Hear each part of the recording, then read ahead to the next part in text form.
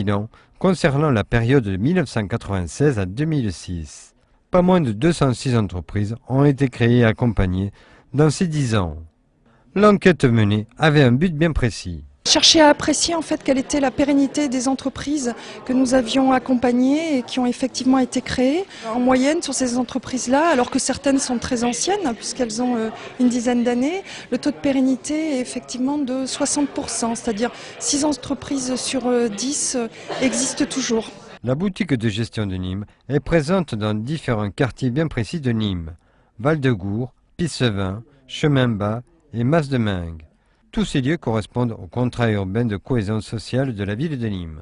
Ces quartiers souffrent essentiellement des problèmes d'emploi et on arrive à contourner ces problèmes grâce à la création d'entreprises, bien entendu, sur ces quartiers.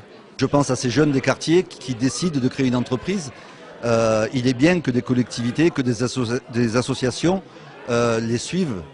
Parce que le plus dur, c'est pas de créer une entreprise, c'est de la pérenniser, comme vous en doutez. L'entreprise Vega Informatics, créée en 2007, est soutenue par la boutique de gestion. On a fait appel à eux parce qu'on n'avait pas une idée comment on peut créer une entreprise, justement, et eux, on a trouvé toutes les réponses qu'on avait besoin. On les a vues avant la création et jusqu'à maintenant, on est suivi encore par eux.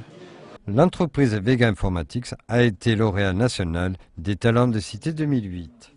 10 ans ont passé. L'avenir de la boutique de gestion passera-t-elle par un nouveau découpage du secteur concernant le contrat urbain de cohésion sociale? C'est la grande question qui est en débat actuellement. C'est que, si vous voulez, il y a une sorte de jalousie des quartiers qui ne sont pas classés prioritaires parce que malheureusement, avec la crise qu'on traverse, finalement, tous les quartiers sont en difficulté. Donc là, je ne peux pas m'avancer aujourd'hui. Il y a une réflexion qui est en cours.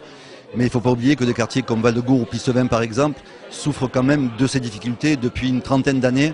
Donc il est normal que les politiques soient à leur côté et les aident. C'est de pouvoir améliorer, on va dire, encore ce taux de création et permettre à d'autres nouveaux candidats sur ces quartiers de pouvoir révéler leurs talents.